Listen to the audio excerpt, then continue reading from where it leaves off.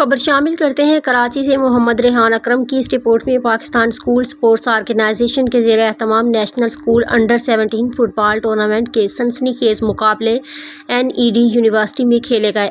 پہلے میچ میں وہاج حسین اسکول نے جارحانہ کھیل کا مظاہرہ کرتے ہوئے نیکسر او لیول کو 4-0 سے شکست دی۔ دوسرے میچ میں KGS نے بہترین حکمت عملی سے الفا ہائی اسکول کو 1-0 سے مات دی اور نیکسر اور الفا ہائی اسکول کا میچ 1-1 سے برابر رہا۔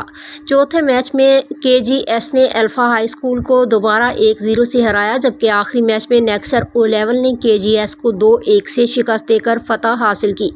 اس ایونٹ کے انتظامات شیر علی اور محمد ناظم نے کیے اور میچ کمشنر محمد اسرار کی نگرانی میں ریفریز شبیر بلوچ، صادق شاہ، عبدالواسع اور کلیم الدین نے میچز کو منصفانہ انداز میں کنڈکٹ کیا۔ PSSO کے پریزیڈنٹ گوہر رضا کی قیادت میں اس ایونٹ نے نوجوان کھلاڑیوں کو اپنی صلاحیتوں کے اظہار کا بہترین موقع فراہم کیا۔